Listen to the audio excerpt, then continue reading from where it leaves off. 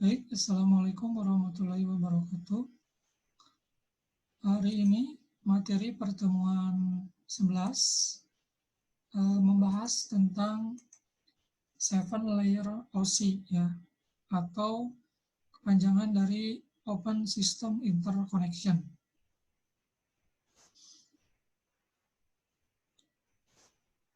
Oke, OC layer itu apa ya? Jadi OC layer ini atau Open System Interconnection adalah model yang sering digunakan untuk menjelaskan cara kerja jaringan komputer secara logik ya.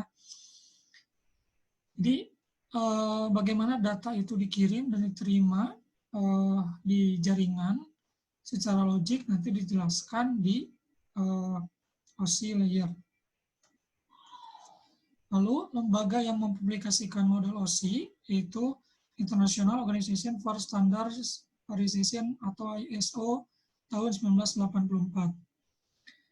Nah, tujuannya apa untuk membuat OC layer ini? Yaitu tujuannya untuk menjadi rujukan untuk para vendor dan developer software, sehingga produk atau software dibuat memiliki standar atau protokol yang sama, yang berarti dapat bekerja sama dengan sistem atau produk lainnya tanpa harus melakukan pengaturan khusus dari user ya. Jadi ini intinya untuk standar atau protokol setiap vendor atau developer ya. Jadi sehingga produk atau program atau aplikasi yang dibuat itu nanti mempunyai protokol yang sama ya.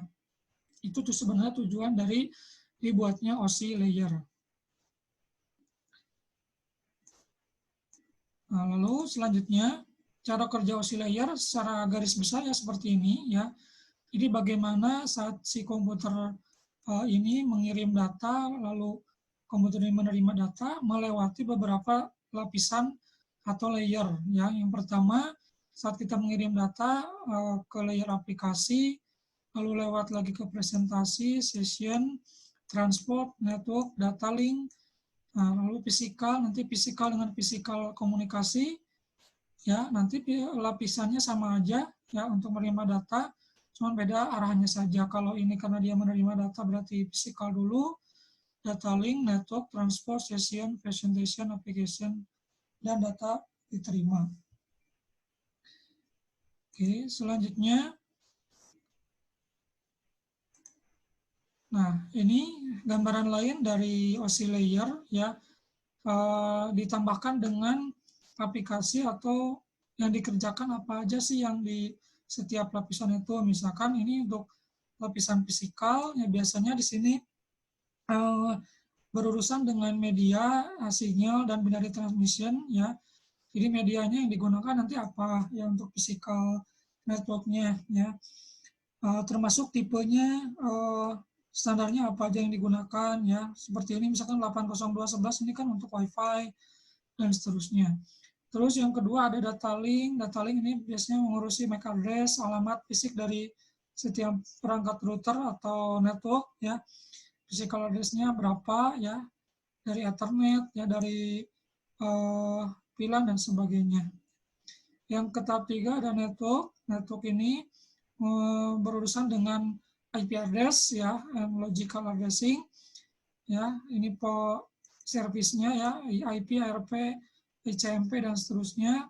Lalu transport layer, end-to-end connection. Nah ini yang transportnya yang digunakan apa? Apakah menggunakan TCP, UDP dan sebagainya ya. Jadi sebagai pengirimnya itu menggunakan apa portnya. Lalu session ini nanti bagaimana si komunikasi itu harus selalu jalan, harus selalu aktif di setiap kita misalkan ngirim atau terima data, itu session. Lalu presentation, di sini biasanya data itu dikenali apakah berbentuk HTML atau berbentuk gambar, berbentuk dokumen ya. Dikenalinya di lapisan presentation. Lalu di sini juga biasanya ada encryption ya untuk mengamankan data. Nah, lalu di tahap selanjutnya layer application. Nah, ini biasanya aplikasi-aplikasi yang digunakan untuk mengirim atau menerima data di komputer ya. Misalkan kalau kita pakai browser ya berarti aplikasinya atau servisnya biasanya menggunakan HTTP, ya, email, ya, menggunakan apa. Nanti kan ini service-service yang digunakan di application.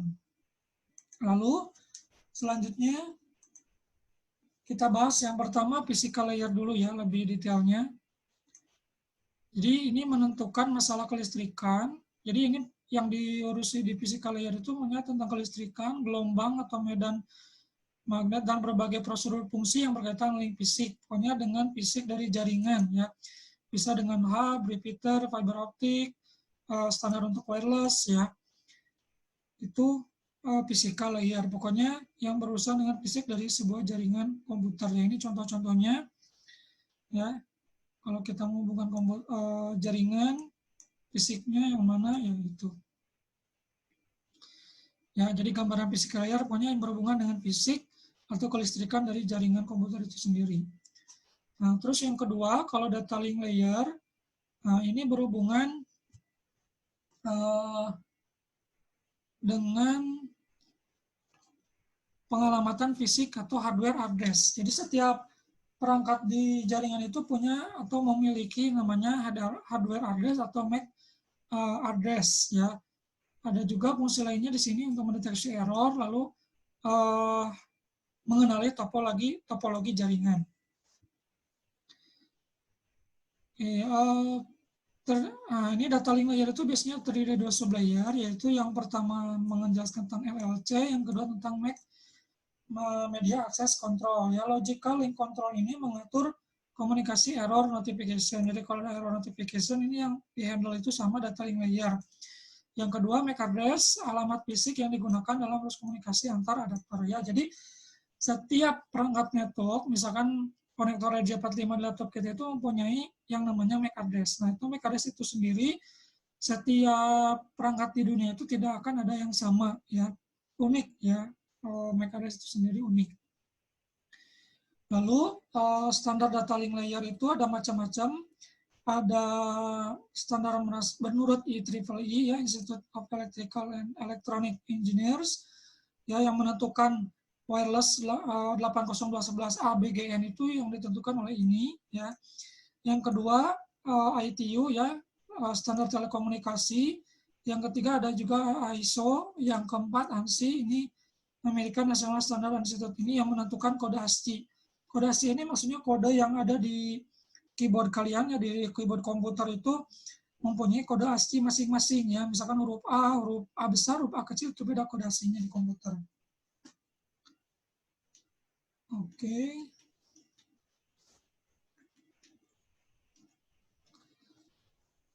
Selanjutnya network layer. Network layer ini menentukan rute yang dilalui oleh data ya, menyediakan logical address, pengamatan logika, dan path determination, path atau jalur ya. Itu urusan network layer ya. Pokoknya nanti ini berhubungan dengan IP address, bisa versi 4, bisa versi 6, ICMP ini untuk service untuk ping, ARP ya. Ini urusannya network layer. Oke. Nah, selanjutnya untuk transport layer tadi sudah dijelaskan bahwa di sini berhubungan dengan si protokolnya menggunakan TCP atau UDP ya, TCP atau UDP ya, TCP Transmission Control Protocol, UDP User Datagram Protocol. Nah, ini nanti digunakan atau dipilih oleh developer tergantung dari aplikasi yang dibuat ya. Nanti Bapak jelaskan bedanya. Intinya nanti di sini menyediakan end-to-end communication protocol, bertanggung jawab terhadap keselamatan data dan segmentasi data. Segmentasi data ini maksudnya data itu nanti bisa dibagi-bagi ya saat dikirim dan diterima. Jadi tidak langsung full satu pack data. Nah, karakteristik TCP sendiri yang pertama connection oriented ya. Jadi sebelum nanti si data dikirim dari A ke B itu harus dipastikan dulu apakah A dan B itu harus sudah terkoneksi atau tidak. Ya kalau misalkan tidak terkoneksi ya tidak akan terjadi pertukaran data, atau istilah lainnya harus ada handshaking dulu. Jadi harus terjadi proses sinkronisasi dulu untuk membuat virtual connection ya. Yang kedua, karakteristiknya reliable. Reliable ini menerapkan fitur deteksi kesalahan dan transmisi apabila ada data yang rusak. Ya. Jadi kalau ada data yang rusak, ya nanti ini bisa dideteksi. Yang ketiga, byte stream service, yaitu paket akan dikirim ke tujuan secara berurutan. Ya. Jadi berurutan sesuai dengan urutan data yang dikirimnya. Nah, contoh aplikasi yang menggunakan TCP biasanya database, ya. Jadi database itu misalkan MySQL, itu menggunakan pasti TCP. Terus web browser, aplikasi FTP, mail, dan sebagainya itu pasti aplikasi tersebut menggunakan TCP sebagai protokol transportnya. Nah, selanjutnya untuk UDP sendiri, karakteristiknya berlawanan dengan tadi TCP, ya. Jadi kalau ini connectionless oriented, ya. Jadi saat melakukan pengiriman data tidak dilakukan proses handshake. Jadi tidak ada garansi bahwa paket data yang dikirim akan tiba dengan selamat. Jadi ini langsung aja dikirim ke tujuan tanpa mengecek apakah sudah terkoneksi atau belum, atau misalkan ada gangguan atau belum di perjalanan. Jadi ini langsung dikirim. Yang kedua, tidak menyediakan fitur koreksi kesalahan. Jadi kalau ini tidak ada feedback, ya, tidak ada feedback ke user apakah data yang dikirim selamat atau tidak. Terus yang ketiga, UDP cocok digunakan untuk aplikasi yang membutuhkan query dan respon yang cepat. Nah, ini UDP kurang baik jika digunakan untuk mengirim paket berukuran besar karena dapat memperbesar peluang jumlah paket yang loss atau hilang. Nah, ini contohnya aplikasi-aplikasi yang menggunakan transport UDP yang misalnya menggunakan yang live audio, video streaming, ya, game online, VoIP. Nah, itu pasti menggunakan jalur UDP.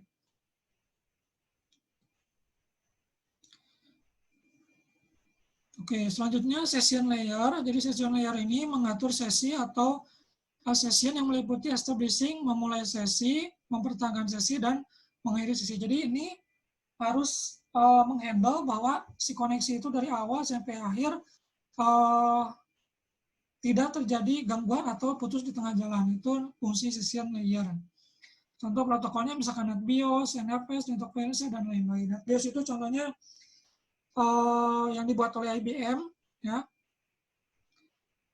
Jadi mengizinkan aplikasi-aplikasi terdistribusi agar dapat saling mengakses layanan jaringan tanpa memperhatikan protokol transport yang digunakan, itu NetBIOS. Kalau NFS itu nanti protokol untuk sharing atau berkas, ya, di jaringan, yaitu NFS.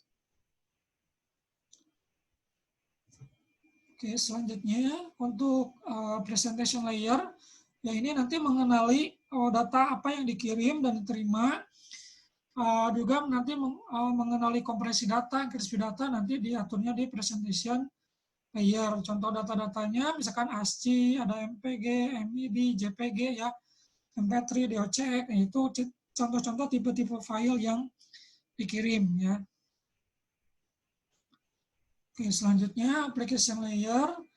Jadi ini menyediakan servis bagi berbagai aplikasi network. Jadi intinya di sini aplikasi-aplikasi yang berhubungan dengan network, ya. Contoh misalkan HTTP untuk browsing, ya, browser, ya, ada FTP, DNS, dan sebagainya. FileZilla misalkan menggunakan FTP dan sebagainya. Itu untuk application layer. Contoh lainnya, application layer protokol, ada DNS, diperjelas lagi, DNS itu domain name service. Dengan menggunakan DNS membuat alamat IP lebih mudah dihafal, ya. Jadi DNS itu sebenarnya untuk mempermudah alamat IP address. Misalkan saat kita buka google.com itu sebenarnya kan ada alamat IP-nya.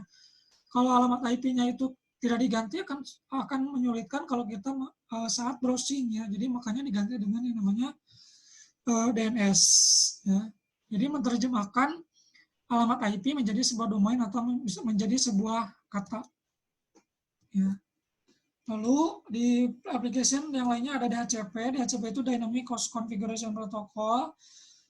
Jadi jaringan komputer memerlukan informasi IP address untuk berkomunikasi melalui jaringan. Oke, DHCP memungkinkan untuk memberikan IP address secara otomatis. Jadi ini salah satu layanan yang ada di router yang gunanya untuk memberi IP address secara otomatis ke klien, ya.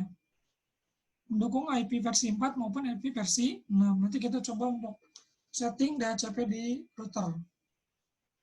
Nah, jadi intinya untuk sesi OSI layer itu kan tadi ada 7, ya. Untuk menghafalnya gimana Pak? Nah, untuk menghafalnya kalau di kelas biasanya menggunakan singkatan biasanya ya. Kan ada 7 ya, jadi sebentar Bapak.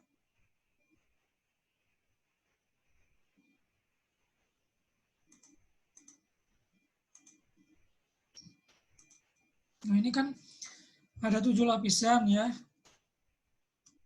Ya, application, presentation, session, transport, network, data, link, physical. Cara ngapalnya ya cukup misalkan anak Pak Soleh tidak nakal dan pintar, gitu aja ngapalinnya ya.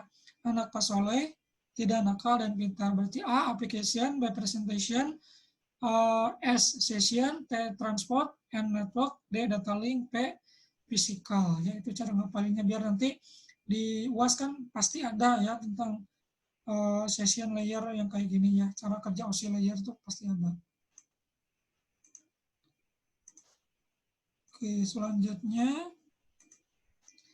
selanjutnya kita coba praktekkan membuat DHCP server seperti ini ya, menggunakan satu router,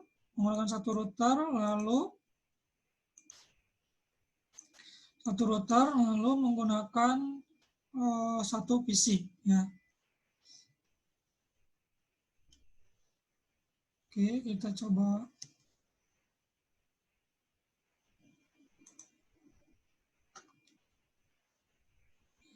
Sebentar.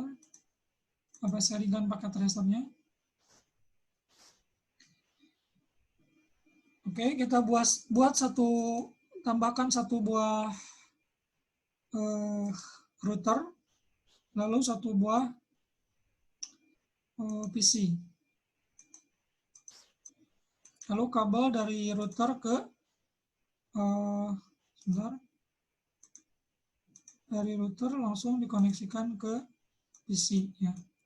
Nah, jadi untuk kabel sebenarnya bisa juga cara otomatisnya cukup klik yang ini aja, nanti biar nanti si packet tracer scan sendiri ini harusnya menggunakan kabel apa ya.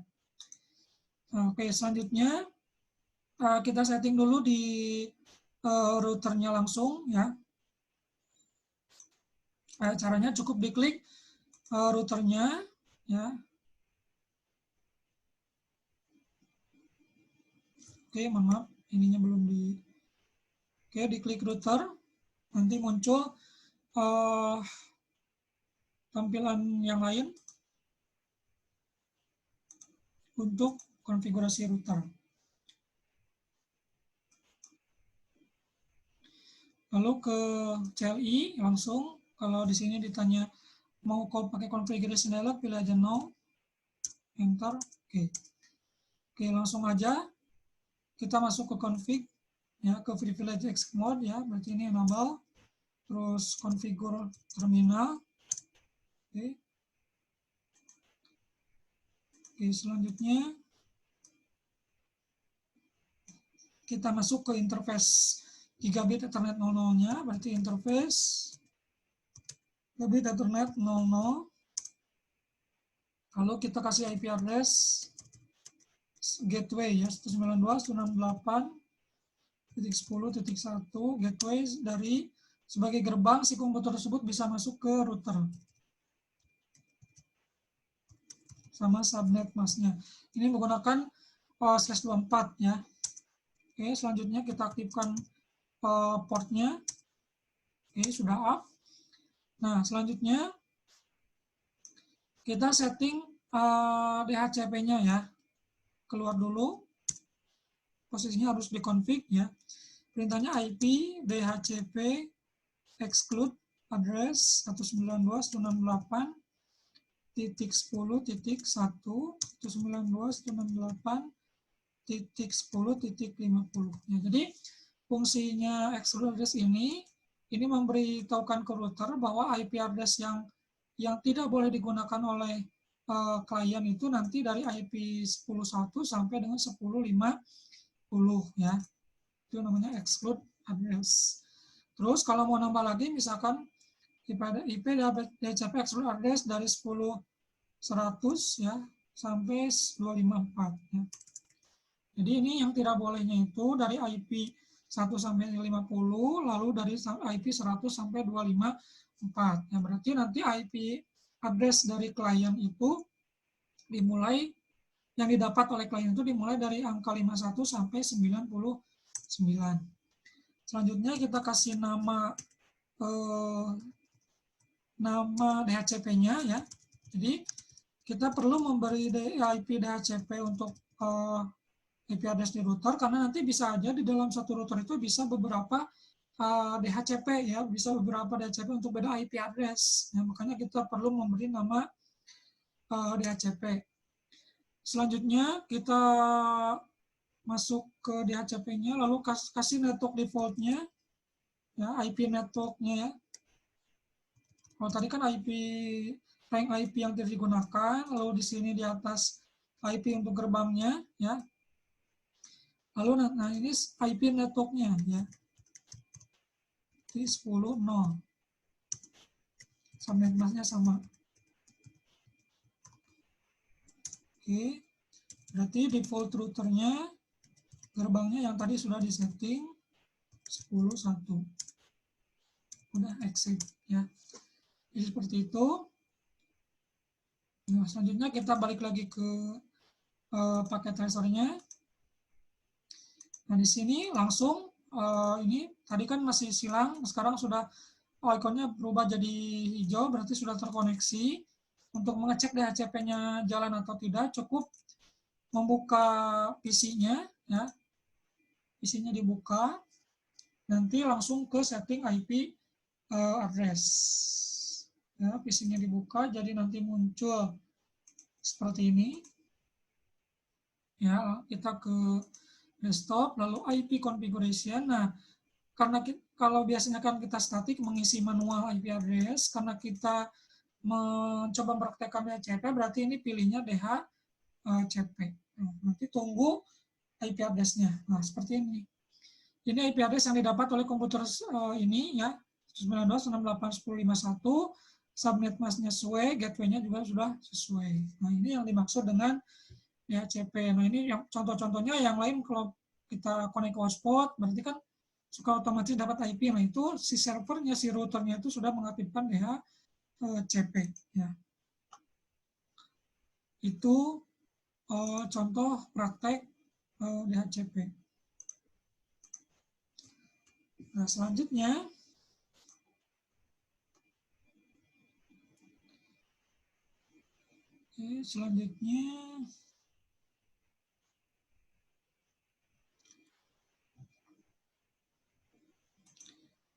selanjutnya untuk materi sebenarnya untuk ini sudah